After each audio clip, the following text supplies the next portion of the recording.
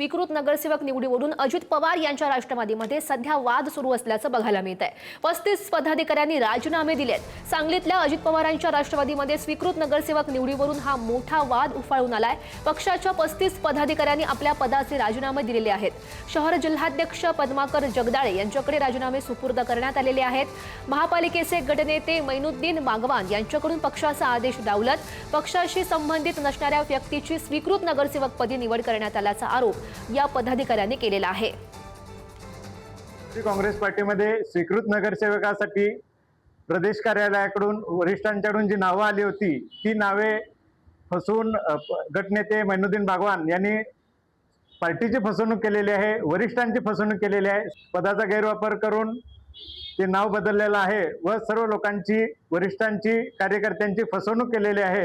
तर याबाबत आम्ही बारामतीचे इलेक्शन झाल्यानंतर सर्व पदाधिकारी आदरणीय सुनेत्रावणी पवार, श्री पारदादा, श्री तटकरे साहेब, श्री इद्रिस भैया नायकोडी यांच्याकडे गटनेत्यांच्यावर कारवाई करा म्हणून मागणी करणार आहे।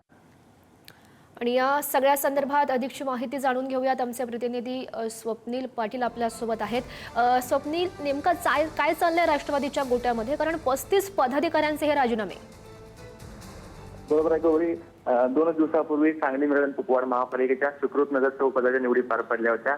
यावेळी अजित पवारांच्या राष्ट्रवादी गटातून एका नगरसेवकाची निवड करण्यात आली। मासाडे यांची जी आहे निवड झाल्याचं पाहायला मिळतं, परंतु यांच्या निवडीला संपूर्ण अजित पवारांची राष्ट्रवादी ती विरोध करत होती। परंतु गटनेते असणारे माजी महापौर मैनुद्दीन बागवान यांनी त्यांचं नाव समोर केलं होतं आणि त्यांच्याच नावाचं चर्चा पुढे आल्यामुळे महापौरांनी त्यांच्या नावाला पसंती दिली आणि त्यांची स्वीकृत नगरसेवकपदी निवड झाली होती। परंतु या संपूर्ण प्रक्रियेला अजित पवारांच्या राष्ट्रवादीचे जे बाकीचे पदाधिकारी आहेत त्यांनी मात्र विरोध केला होता आणि ही जी धुसफूस आहे ही 2 दिवसापासून सुरू होती।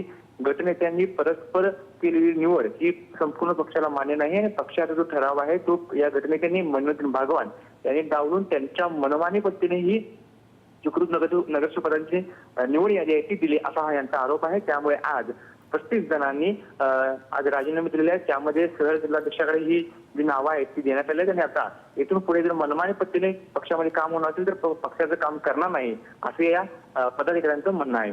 गौरी, नक्कीच स्वप्नील, धन्यवाद दिलेल्या या सगळ्या सविस्तर माहितीसाठी।